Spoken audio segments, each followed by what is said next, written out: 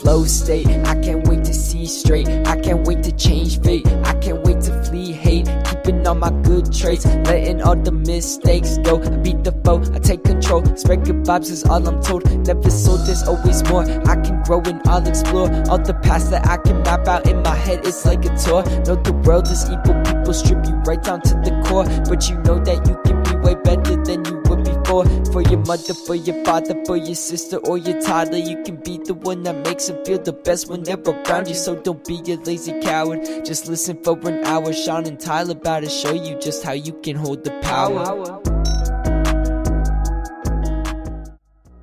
Welcome back to Flow State with Tyler and Sean the Flock. In this week's episode, Tyler talks about his many leaps. We talk about increasing our rates. Tyler talks about filling your cup. We talk about mind games, and we embrace our own darkness. Guys, if you like this podcast, please consider subscribing, rate, and review. Enjoy. Better. Hey, buddy. What's going on? Not much. How are you? I'm good. How's life? Life is good. Just getting ready for the big move. I was going to ask, are you in a new place yet? No, tomorrow. Tomorrow's the big day. Tomorrow's the big day. So how far is this from your original place? About a 15-minute walk. 15-minute walk. Yeah. So still in the same neighborhood. Moving into brand new apartment building. Nice. Brand new air thing. Got a nice view. Have good amenities in the building? Yeah, it's got a gym in the building. So hopefully. Damn, gang. Yeah. So maybe get some clients. Who knows? That'd be nice. Oh, baby. That wouldn't be a bad commute. How's the rent relative to where you were before without disclosing how much you're paying? It's a decent chunk more, but make it work. It's like I think $1,000 more. And I would say that's sometimes, if it resonates with you and you want to do it, you can measure what you're going to give up, but you can't measure what you might get, right? And if we keep an open mindset about that, because you already said, hey, maybe I'll get some personal training clients out of this, it could pay for itself, right? Exactly. And I think moving into this apartment, it was the same price jump as last time. So I was like, all right, I made this apartment work, so I can make the next one work too. Yeah. So like everything just in boxes right now. Still need to pack a few things. Got to pack up the bed and shit. But hopefully it's nice today. So hopefully get one last little sunset on the roof. We actually still have a bottle of champagne that the person who owns the apartment gave to us when we first moved in. Nice. So maybe we'll finally pop that bottle tonight. Wow. On our final night. Has it been refrigerated or? I think it's just been sitting. Oh no, you're gonna have vinegar. Yeah, some vinegar, bubbly. Yikes.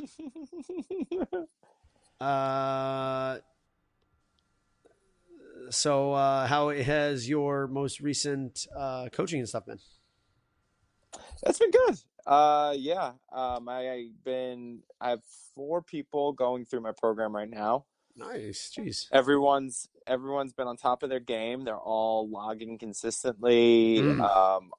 We do a call each week and check in, and everyone seems to be really buying in and are seeing results. So I'm super stoked for them. Nice. And if they just keep committed, logging, I know they're going to keep progressing and keep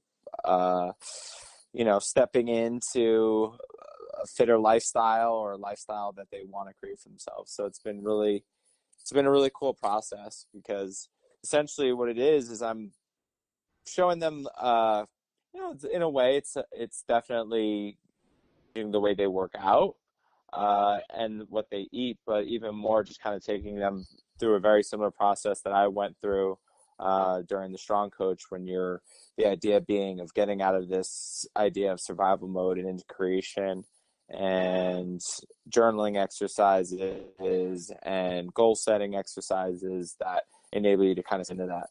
So it's been cool. Nice. I actually recently sent out an email to my clients increasing the rates for my services. And How'd that feel? this is the first time I've ever increased my rates. Holy smokes. Yeah, so I've been doing this programming, like remote coaching, individualized coaching for since like 2011. So in 8 years, I haven't changed my rates. The biggest fear I had was that I was going to lose clients, right? Yeah. So obviously I've been avoiding it, and but the problem is that I'm not excited to do coaching if this is my value, right? So Right. the more that my value matches my productivity, or the value that I have matches what I'm charging, the more likely I am to go ahead and create value, right? So I'm like, so if you're making $100 an hour or something, or like $50 a month doing something, you're going to put a $50 effort into it, right? Effort.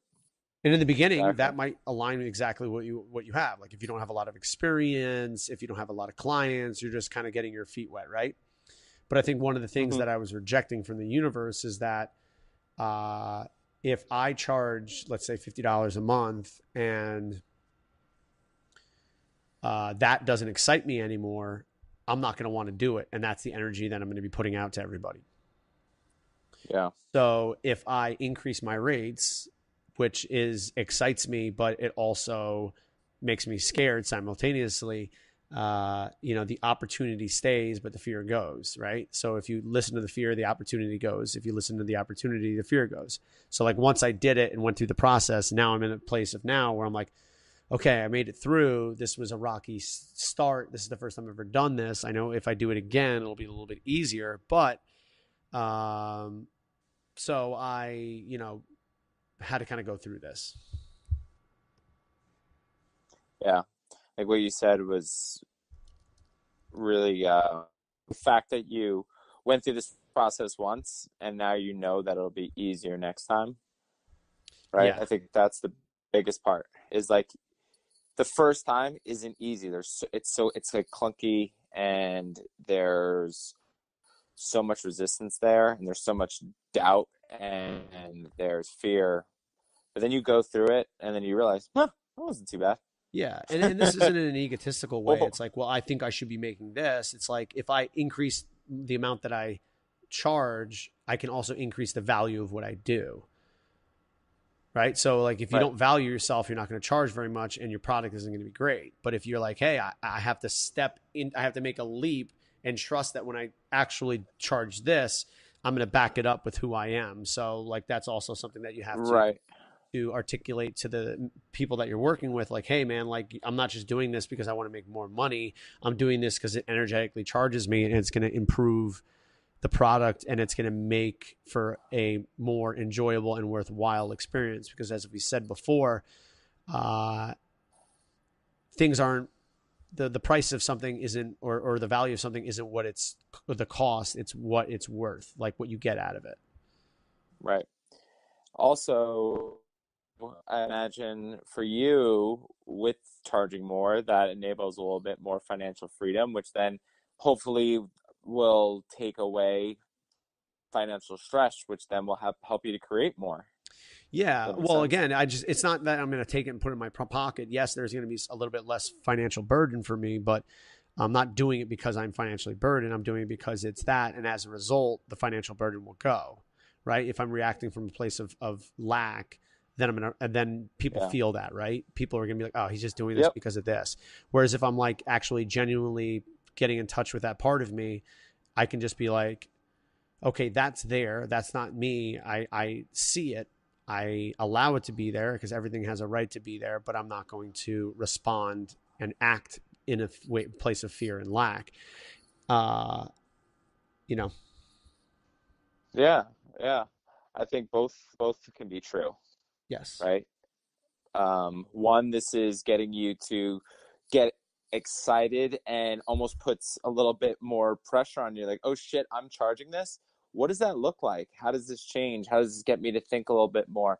As opposed to like what you were saying before, is like you almost get to a level of not what's the word I'm looking for, like mailing it in, but another word for mailing it in. Like you just No, I would agree with kind of that. go through the motions. Yeah. So there's this idea of like I'm just kind of mailing it in. I know this is what it's worth. This is about a line, and you just kind of you get into like a system of like just kind of like get it done. But then when you have this idea of like, oh shit, like I'm now stepping into this and I'm charging this. Like, what does that now look like? And like, who am I becoming in charging that? And I think when you adopt the identity also that you're a leader in health and fitness, that also, what does that person do?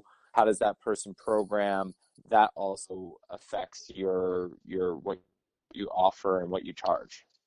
Yeah, and it's hard to not get bogged down by what other people charge because you're like, how do they have a right to charge that where I'm charging this? It's like, well, then go ahead and charge that because a person, the price you charge is what a person will pay for. I think Steve Jobs said that or something like that, or I paraphrase it, right? So like how much should I charge for an iPhone? What they will pay for it. That's what you charge. But I don't Right. like how that feels energetically. It feels like I'm kind of having over on putting over on somebody. So I am relatively flexible in terms of my pricing if someone is willing to step outside of what they've been doing and show that there is like some kind of buy-in, right? Right. Well, I think what can happen is you can get creative, right? You can have a call with a client, a prospective client, where they're like, dude, I'm all in. I've seen what you did. I resonate with what you do. And you're like, let's do it. And like, so what's your program cost? And you tell them, and then they're like, okay, here's my credit card. Let's do it. And you're like, great. Then there might be people where like, I'd same exact thing. I resonate with what you're doing. And like, boom, here's the price. Like, I want to do this so badly, but I just don't know what I can do to make this work financially. And then what you can do is we can get flexible. All right, so how can you provide with value? Maybe, we break this up into payments. Maybe you provide me with testimonials. Maybe you can do an Instagram post along the way of what we're doing and kind of like energize it throughout that way. That way, we're getting marketing and there's a symbiotic relationship behind it. So like there's also ways you can get creative if like the financial kind of linchpin there. But what it really does and what you know I've found that creating a larger price tag does is just it creates a different level of buy-in. It really does separate who's willing to commit and who's willing to change and those who just aren't ready yet. Yeah.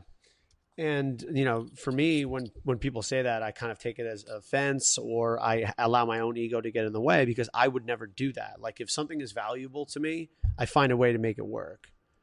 Right. So like, for instance, I've been doing singing lessons for the last year at 200 and whatever dollars a month. And Yeah. it's like, I can't exactly measure what I'm going to get from this, but I can't judge people for not being in that place. Yeah. Right. Of Yeah. not having the, I guess, courage and the awareness to know like, hey, you're not going to be able to measure these results in what you've done before. It's going to be something new and you're not going to be able to see it right away. You're going to have to leap and have faith that what you're doing from your heart is actually going to provide you and with amazing value. Right. And the funny part is about like the whole financial insecurity thing is like when you actually spend money on yourself and things that are going to help you grow, that's when you find like the whatever you pay, you get back, what I've found is like you get back even more. So I've done 3 programs this year. It's the most I've ever spent on personal development stuff. So I spent 1,000 on a program, then I spent 7,500 on a program, and then I spent 5,000 on a program. Jesus Christ. So It's a good I know investment in it's yourself. fucking it's yeah, it's and like along the way, like thinking about it now and having perspective on it, like if I would have got like said to myself, "Hey Tyler, in 3 years from now or 2 years from now, you're gonna in the course of a year spend 15,000 on education," I would have said, "Dude, I don't have a pot to piss in. What the fuck are you talking about spending that?" But I can barely make rent right now. What are you talking about? But it just kind of like the first one was uncomfortable. And then I was like, oh shit, like I saw the amount of change. And I was like, and then the next one was like very uncomfortable. That was super, but like I just knew it just resonated with me so much, and I knew the impact was going to be so great. I was like, I'll just fucking figure it out. And then Wow. and then once again, it was like, holy shit! Like I just saw so much like transformation from that, because my level of like, it was like, dude, I burned the fucking boats. I gotta make this work. And then the same thing with this last program that I've been doing. It's just kind of like this idea of just, this level, like how, like if kind of, putting your money where your mouth is, but I think that's a little bit too ego driven behind it. I think it's just, once again, it's that first one kind of unlocks and makes that decision for the next one and gives you the perspective. But it's until that first choice or that first leap, until you do that, you're always going to be in that kind of survival mindset. Yeah. Aside from that, I personally, I'm kind of going through, similar things and investing in myself and playing that game of leap and not, don't look. And, the work that I've been doing recently, personally, I've been uncovering and unveiling this idea that like I really am results oriented, and I'm always looking for a way to figure out what I'm going to get out of what I'm doing. So that blocks me off from receiving because I'm constantly picking up the phone to see who it is, right? So it's also challenging because then once you're aware, that same monkey mind wants to fix, Yeah. So you're trying to fix a problem that may require, I don't know, a thread and a needle, and you're using a hammer and a chisel. Yeah. Or the person that created the problem is also the same person that's trying to fix the problem. So Right. for the problem to no longer exist, you actually have to become a new person. That Yeah. is not a problem where it's just like, oh, okay, it's only a solution. Yeah. So it's One more thing that I'll add, yeah. just as like a thing to kind of, is that when I spent also as I spent this when I invested in myself, it also made me more comfortable in charging and increasing my rates, or charging when I charge, because I had seen the power of that, and it took me out of that lack and put me into that idea of abundance, and gave me more confidence in what I was doing. That's really cool.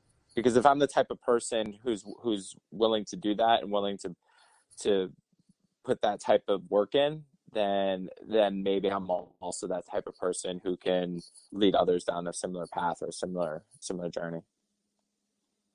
Yeah, if you're resonating a frequency of like, oh, I'm not willing to leap without, knowing what's happening, then how am I going to tell other people to leap when I don't know what's going to happen? Exactly. So like when someone has that, oh, like this price tag on it, because I felt that same thing. So if I can actually like empathize with that person and have talk with them, listen, I know exactly what you're feeling right now. Someone like told me the price tag of that program, like it like hit my gut, and it just hit that chord where I feel in my body when I do have that financial insecurity come up. Like it like hit that in the strongest note, but I knew if it really is something that I really wanted to do, I would figure it out. And just like you were saying before. Yeah, and that's the hardest thing that we'll ever have to do, I think, is those moments of courage where we're actually detaching ourselves from the old story. I call it miracles. Actually, I've had discussions with my girlfriend Lauren about it. I'm like, that's a miracle because you're kind of going off script. That's the idea of free will is knowing what you think you would be doing, taking that and burning it down. Yeah. Yeah. Like going against everything inside your body is telling you to do, and making a decision telling you no. But I think what's also helpful is having somebody else to guide you through that process, because it's tough to do on your own.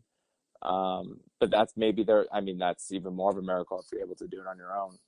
Yeah, trust me, the first person who skydived probably was like, "Oh shit," you know what I mean? Like, I don't know if this is gonna work.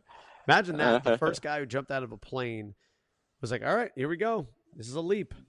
Let's, yeah. Or the fucking first guy who tried on one of those squirrel suits. Fucking jumped off the side of the cliff. Like, this might work. Yeah, I'm pretty sure Or I this is might going to work, fucking, but you can't account for every a variable. I mean, think about shooting a rocket in outer space. Are you freaking kidding me? Imagine the balls you have to be like, all right, I trust all these guys around me to shoot me in outer space, land on a big rock 1 million miles away, walk around on it, allegedly. get back on a rocket, get back on the spaceship, and then be brought back to Earth. You got Yeah, some set of balls. Yeah. Allegedly. Allegedly. No, yeah, so true. That's, yeah, it's fucking crazy. So, what motivated you to kind of like, it's been 8 years, right? So that's like you said, it's a little mini miracle, that you were able to Yeah, I raise was your rates. inspired. I was inspired by a talk, the call-ins or the weekly call-in or listen-in kind of podcast-ish thing. It's just like a group crowdcast for Kyle Cease, and he had a painter on, and she's fairly talented. I'm like, all right, she's good. Like, she has good work. And he was looking through her work. He has her on the line, and they're both talking to each other, kind of Skype or whatever, FaceTime. And he's like, "So, how much is this painting?" She's like, $85. And he's like, "Okay, so what about this painting?" And he's kind of like, "Would you give me a discount on it?" And she's like, "Yeah, of course." He's like, "I'll put it in the back of my thing." Da, da, da. And he's like, "How big is it?" He's like, she's like, "It's like 12 by 8 inches." He's like, "What about that other painting? How much is that one?" She goes, $3,000. He's like, "Wait, this one's 8,500. Smaller." She goes, No. It's $85. He goes, $85? Of course I'm going to take that. He goes, "I'll give you 500 for it." He goes, "Maybe this is one of your issues, is that you don't see the value in what you do. How long did it take you to paint this?" She goes, "About 5 hours." So he's like, "So what you're saying is this $85, if you brought that into 5 hours of work, that's what you're worth. You're worth like, what, $20? Like, was that $15 an hour or something like that?" I don't know how. I'm not very good at that on the spot. She goes, "That's what you're worth?" He goes, "That's one of the things I would definitely look at, because you've got to be willing to be willing to charge what you're worth. And in the beginning, it's a leap and it's uncomfortable and you might not sell anything. But in the long run, even if that is not the result that you're going to sell more paintings, it might be the fact that, like, you just value yourself more. So what kind of creativity and what kind of life would you live if you said, this is what I'm worth? I'm worth $100 an hour." Right. That's what that's what this kind of thing is teaching me. It's like, whatever you charge is whatever you think you're worth. Now, you could have a false sense of inflation of what you think you're worth and come from an ego-based place, because you're like, oh, because my product is this and I've done that. Or is it because you really want to give, and what you value yourself monetarily is aligned with whatever you feel in your heart?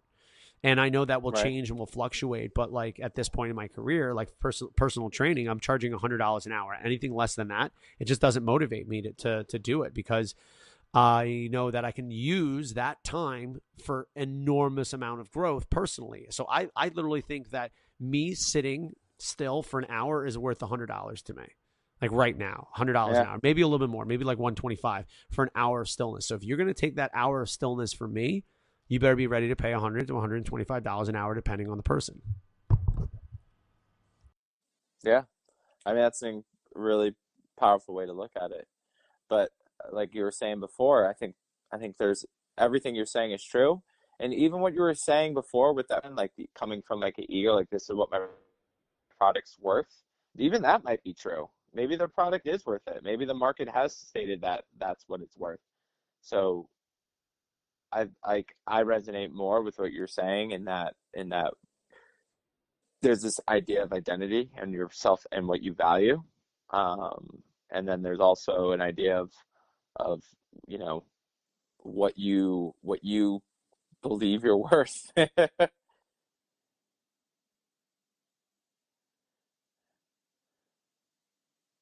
Exactly. So, at what point did you start to increase your rates or actually establish your rates there, Tyler? And when's the last time that you've increased your rates? And is it more based upon your demand or is it just based upon the way you feel? Um, so my personal training rates have been kind of set through the gym. So Okay. that was one but then I did increase my rates. I increased my programming rates about almost a year ago. When I was like, okay, the same idea of like what you were saying with your programming, like this just isn't like I'm kind of mailing it in right now, and how do I value my time?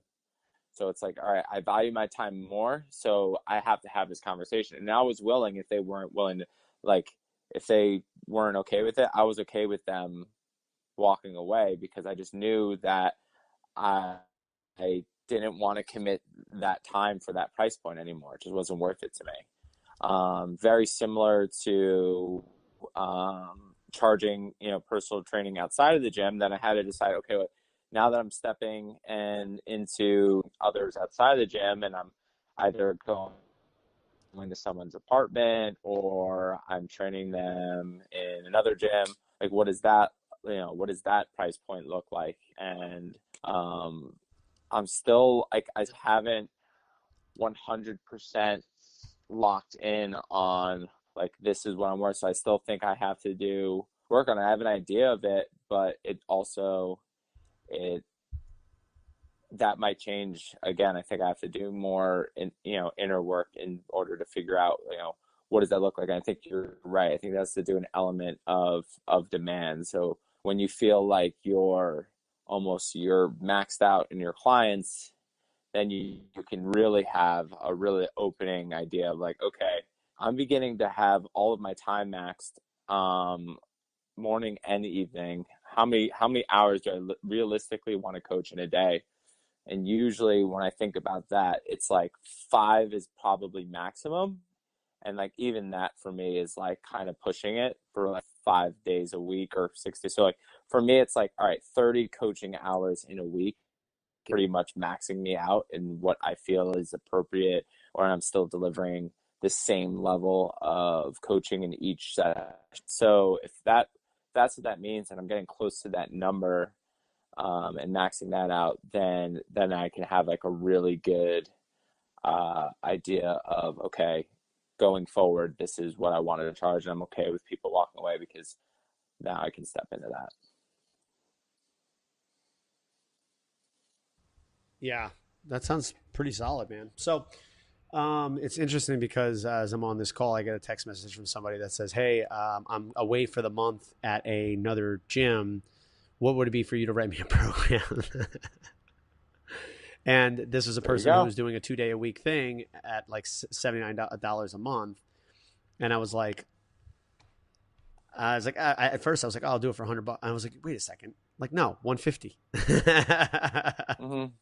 You know what I mean? Like Yeah. I have to stick by what I say. I just got to practice it, Yeah, that old story kicks in very, very hard. Those old stories are challenging, and depending on where you're at, you might be in a spot of, well, this could help me right now, and if it doesn't, and then you start, and then because I get into that too. It's like, oh, this person wants to do it at that. Well, then I could pay this bill, or I could do that. So you start playing that game, and you're like, but wait. Ultimately, if I want to step into what I want to become, then this is what I'm worth. Yep. Yeah, it's crazy, huh? Yeah. So it's also, I mean, the way I feel right now is like, a bit like lodged up in terms of like my creativity and that kind of stuff. I get in these, crazy manic places, some people would call, but I feel it's actually becoming part of source. And then when I'm away from it, I get very in resistance because now I'm trying to get back to that place. But I'm kind of playing with the idea that your real growth comes when you are not in source. What are your thoughts on that? So when you feel yourself out of alignment, and like, so when you're in alignment, oh, it's everything's great.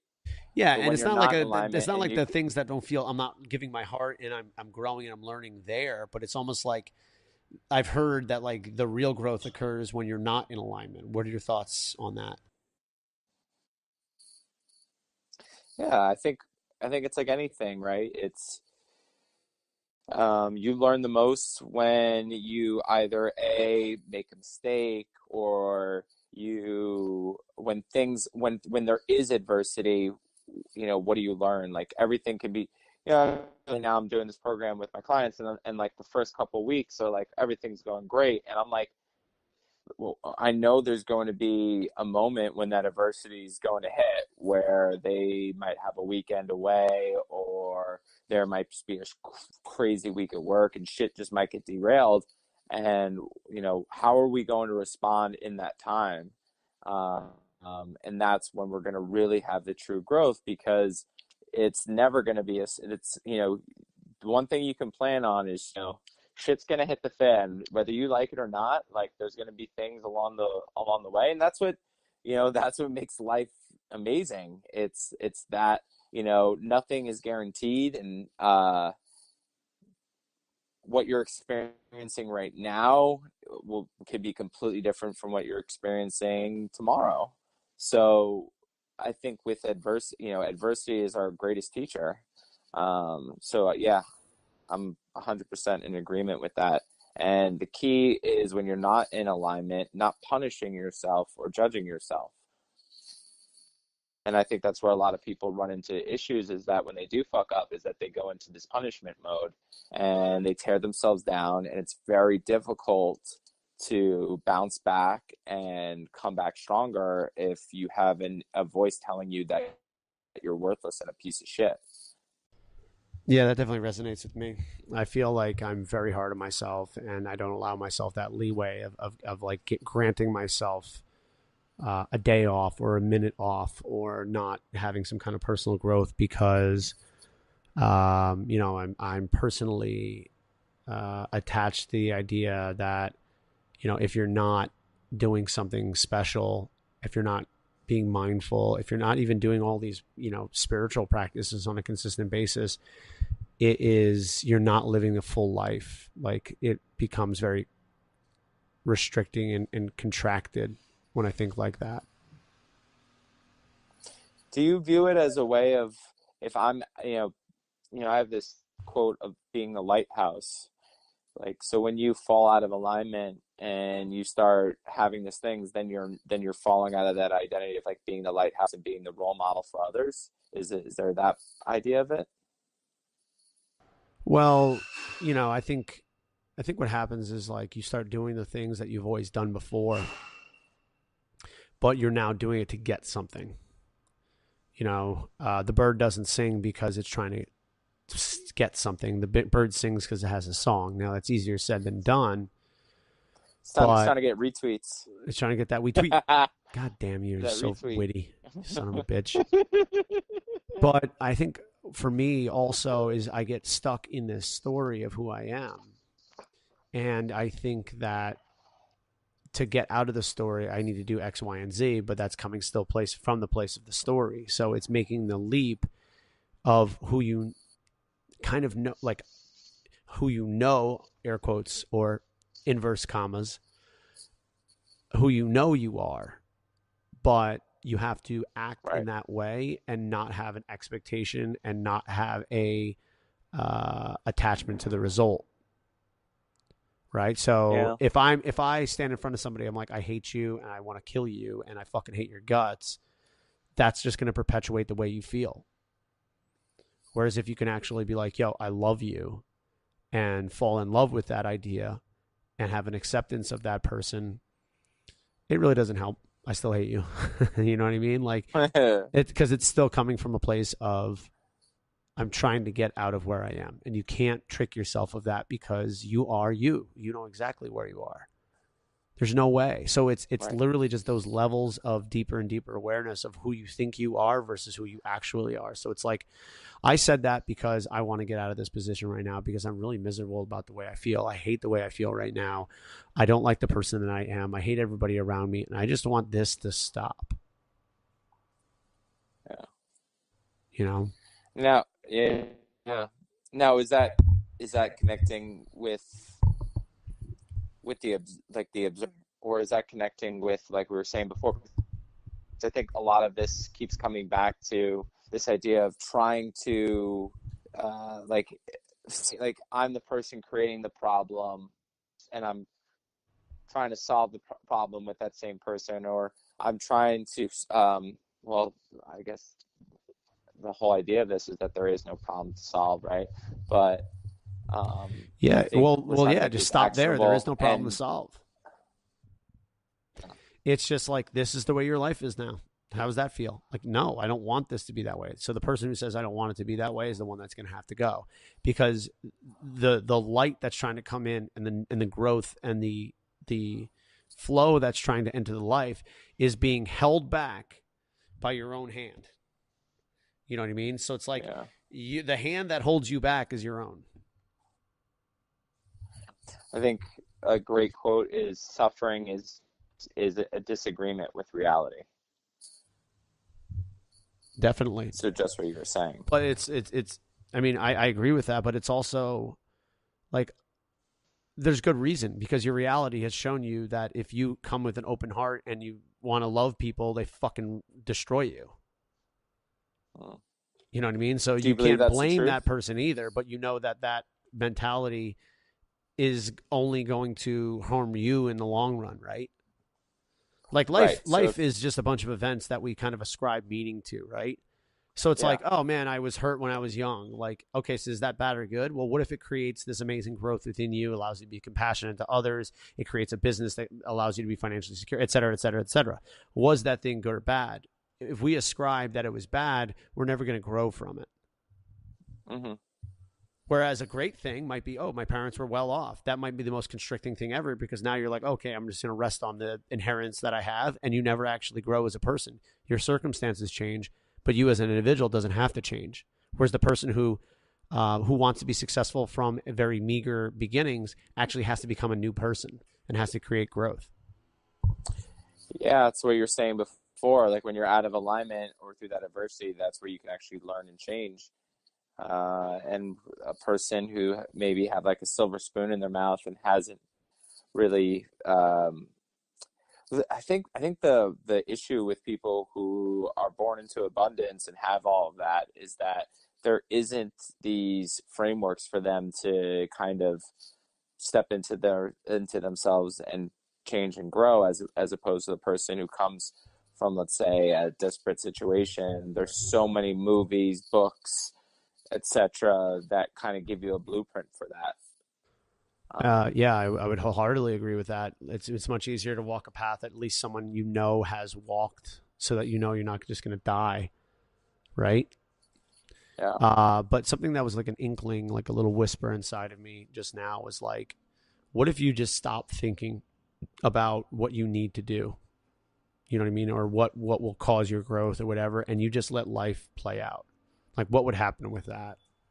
Like, what would happen if you had the freedom to just know that, like, life is for me, not against me? You know? Do do you think about like scheduling fun for yourself?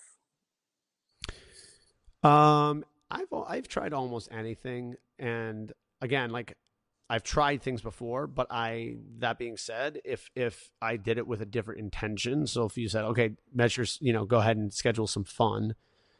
I've tried to do that before, and I find that my expectation gets in the way. I've allowed my expectation to get in the way, right? So I'm like, oh, I'm supposed to have fun now. Right.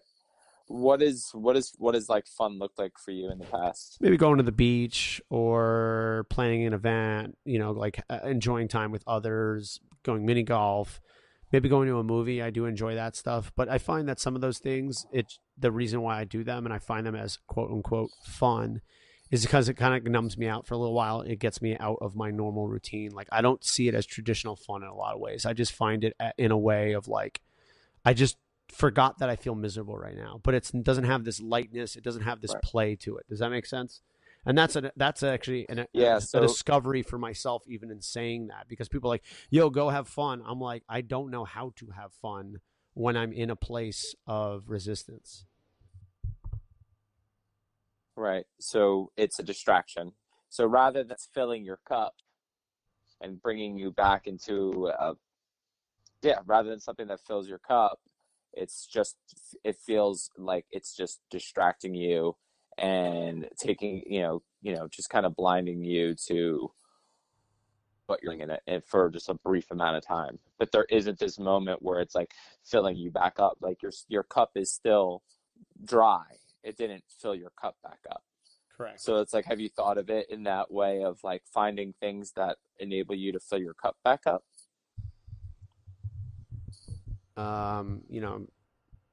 It just doesn't.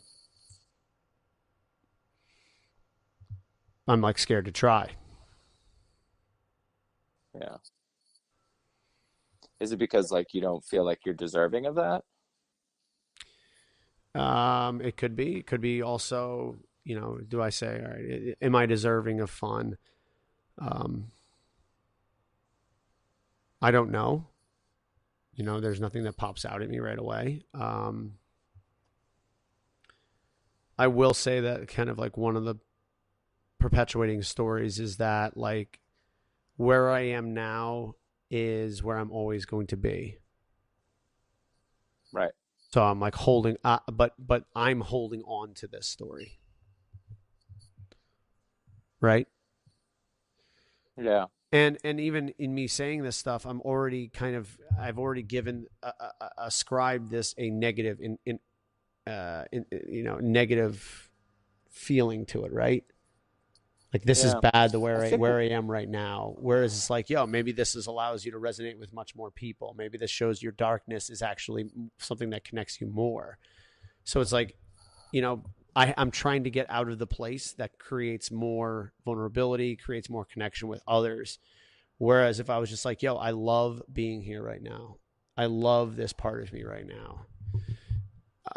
Even in saying that, it's me trying to get out of this place, All right. Yeah. I mean, maybe it's just an idea of giving it space. Like when you're able to explore it, there isn't this idea of like, I have to like hide this or I have to get rid of this. If like, you kind of like dive into it and explore it and talk about it, it actually gives you some space and it can move around and it doesn't feel stuck. So I think it's a lot of where this stuff happens is that we have these stories that play out and we get stuck and we just feel like it's like a spot in us that it's just jammed and I can't dislodge it. And it's just going to keep, I could maybe try to trick myself into figuring this out, but I didn't really trick this thing to move. It's still stuck there. But maybe it's just an idea of like continuing to explore it, and maybe it's continuing to be patient and it's like more experience, and maybe it's really trying to, when you do experience something that really does fill you up, it's like, okay, why did this fill me up? Like, why did I have this feeling of like, oh shit, like I really do feel like this feeling of abundance. And like those moments, I don't know. No, yeah, I agree. And not even necessarily the activity, but what is the intention behind it? Like giving to others. Is it taking time for yourself? You know what I mean? It's like the categorization of it. But I know for me, like from what I've heard, though, again, like there's conceptualization and there's actually feeling it. It's like the moment I love the fact that I'm stuck, I actually accept that I'm stuck. I'll be unstuck.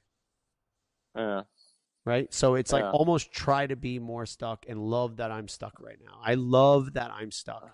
What comes up for me there? Like I feel this in this solar plexus place that I feel on a consistent basis. This weight, this vest I've described before that I carry around, and this incessant mental game that I try to play to get out of where I am right now. And it's hard as fuck, man. Like, this game that I play is just so exhausting. And the problem with being an exhausting game like this is that you actually never rest because it's incessant. You have to keep this up. You have to keep the game up for you to live. You got to be on guard at all times. So you can't sleep. You can't not think because the guard has to be there to protect you.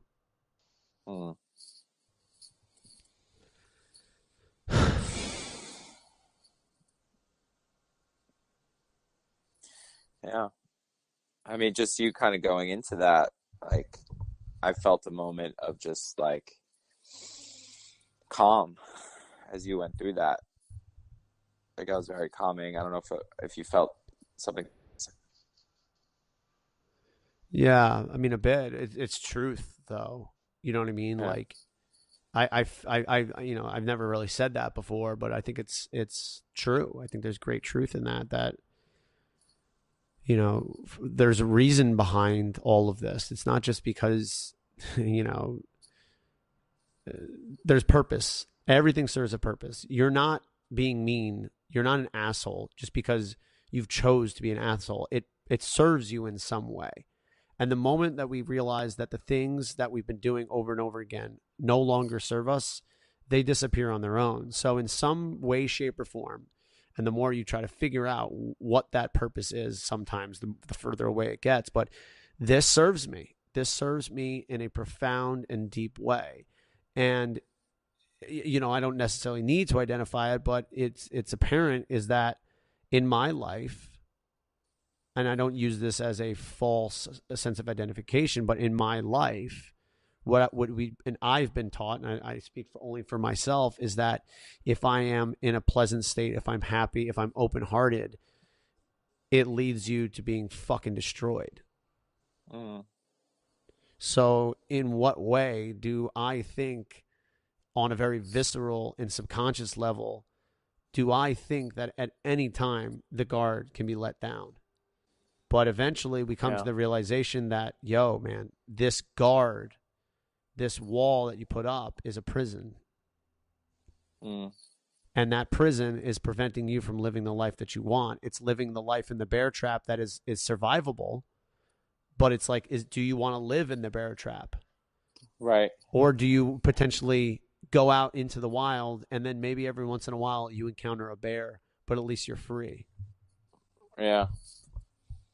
So so it's like, what's worse? Is it when you step out and take off that vest and you are vulnerable and you can be wounded? Is the possibility of being wounded, is that worse than just the vest itself? And yeah, you hit the nail on the head. The issue is that it's so many years of programming. So it's patience. It's not going to happen overnight. But it's like knowing that in the future that I know I'm capable of taking that vest off, and I'm gonna practice things that allow me to do that. So it's continuing to practice to be open and vulnerable, and continuing trying to love and be loved. I just hate that I have to think through this. Like, and you know what? Maybe that is part of it as well. Is like, I hate my thinking mind. So what does my thinking mind really think? Really feel? Yeah. What is like? Oh wow, you don't like me, so I'm going to stick around here as long as I need to in order for you to accept me. And even in that, there's layers of I'm trying to get rid of you now too. Like, there's always this guy who's in the back that's going, okay, what do we need to do? What do we need to manipulate in order for us to feel good? I'm so well. Even in that is also another guy behind it. It's like I'm a parent in my addiction to manipulation through mental construct and through mental game. Yeah, there's just this level of exhaustion behind it all. And that, like you were saying, you've been having to play this game for so long. You've been having to play this manipulation game. And it's just like, dude, like, why the fuck can I just like let it all go? Why can't I just know that like th- this game that I'm playing just doesn't fucking serve me anymore? Why can't I just like let it fucking go? But it's, there's like a part of you that's been fucking really, really hurt. And Yeah. that part of you that's been really, really hurt it's afraid. So it comes down to fear. And it's like, okay, how do I continue to, is it a fact of like surrounding yourself with people who, um, can be there for you? Is it being there for yourself and continuing to like learn how to love yourself? I don't know. Yeah, the idea of being hurt, and I feel that, you know, I Yeah. definitely feel that, the idea of being hurt, and that plucked a chord in me. Yeah. um, like having that, like that idea of vulnerability. It's like, yeah, you're playing this game, to not get hurt because you've been hurt before, and there's such shame in being Right. hurt. There's such Yeah. guilt that I was hurt. But that is what I'm holding on to, is the idea that I was hurt, and that that I think that I am this hurt person still. So I follow through with the idea that this is how a hurt person will act. But I'm no longer a hurt person, and I never was a hurt person. I was just the moment that I was hurt, and then I was no longer that hurt person in the next moment. Right. It's this idea that I was like hurt and that I was like broken in a way.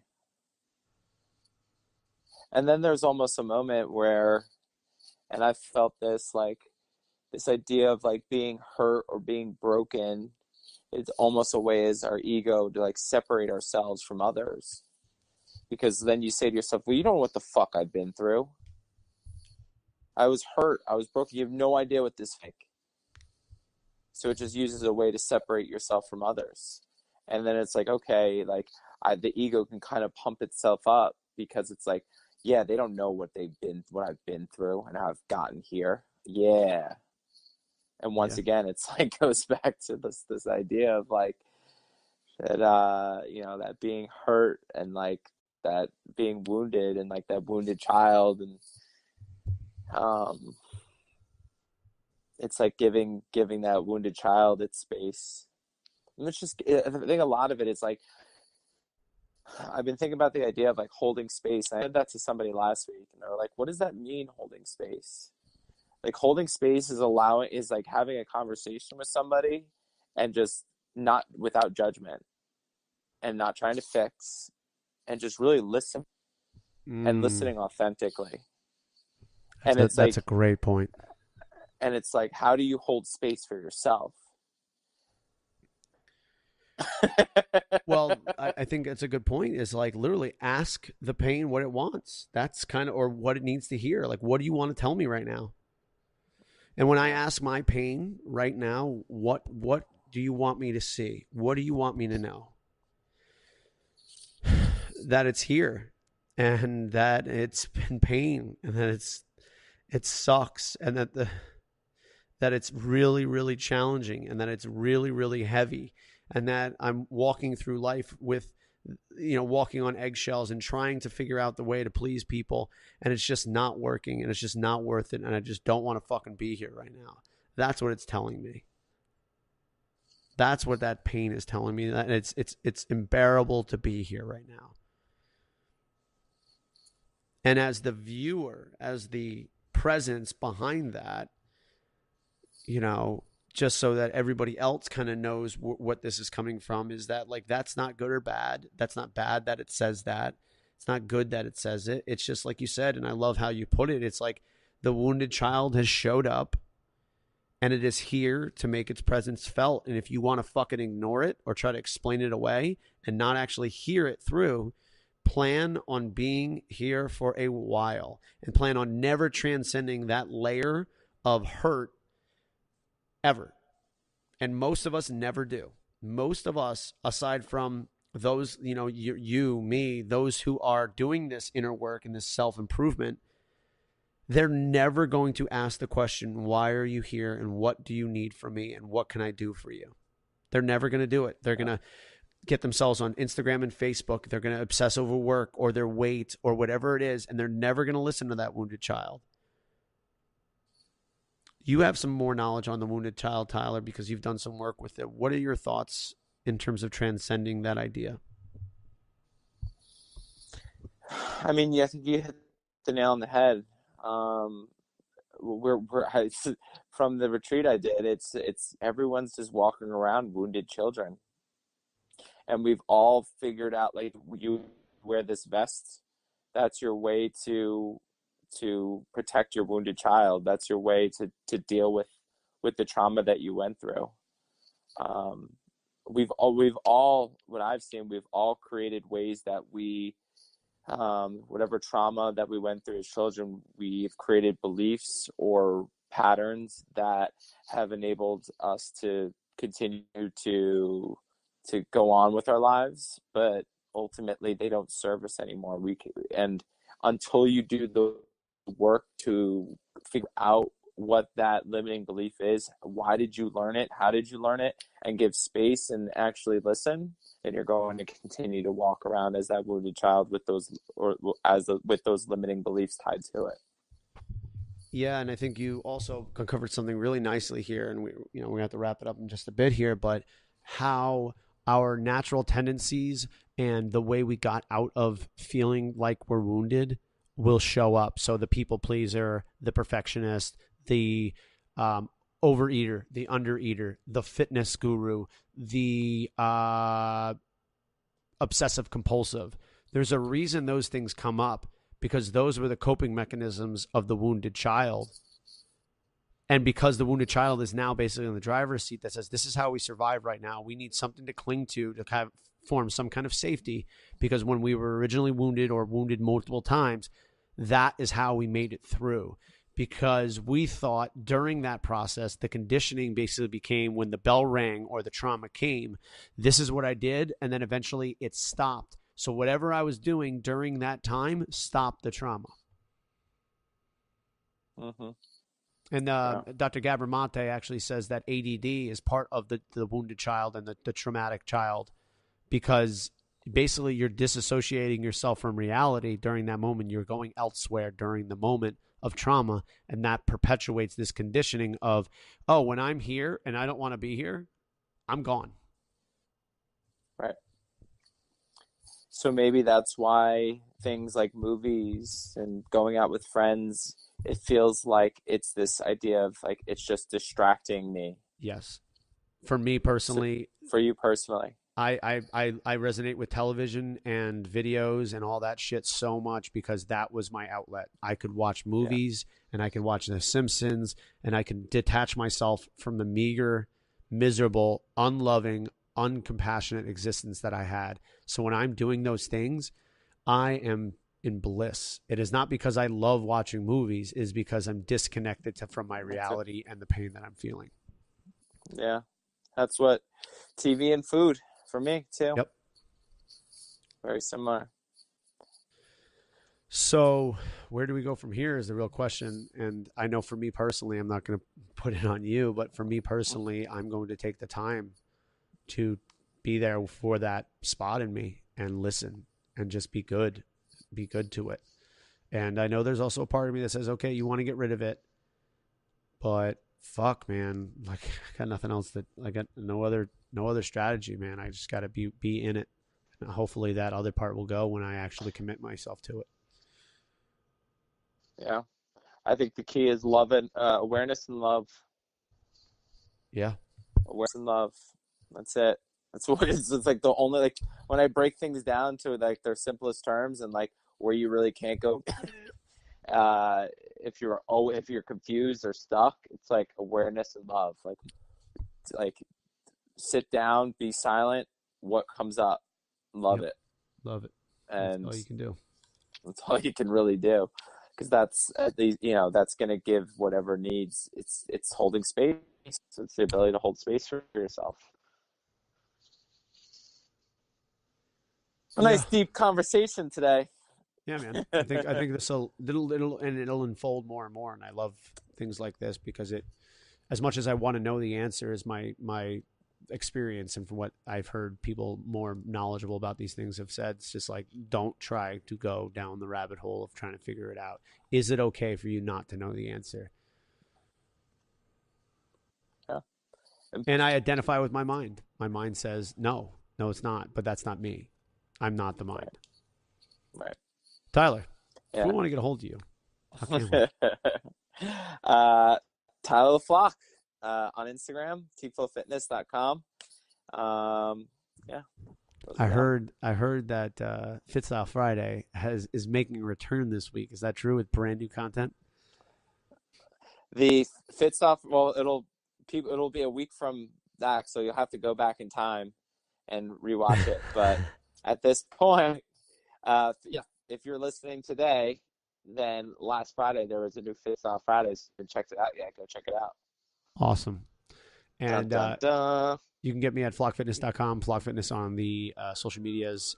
We got some awesome content and more stuff coming down the way. If you need individualized programming, I offer that as well. Definitely launching some different venues and avenues in terms of personal growth and development along with your individual coaching. So something much more worthwhile than just getting fit, but being well as well. Guys, if you like this podcast, please consider subscribing, rate, and review. We're available on all platforms. Tyler, you got the last word for the day. I was just going to say thank you, Sean, for helping out, making the Fit Style Friday a little bit, putting lyrics on the video. So if you are watching Fit Style Fridays and you see the lyrics, that is because of Sean. So thank you. You're very welcome, Tyler. I wouldn't do it if I really didn't love you, buddy. All right. Good luck today in the game for the cross game, right? I appreciate it. Yep, we're heading down to JP Taravella to see if we can muster up a win. We're 0-10 right now, so we'll see. Smells like a W. Smells like a stinker to me. All right, Tyler. I love you. I'll talk to you next week. Love you. Bye, everybody.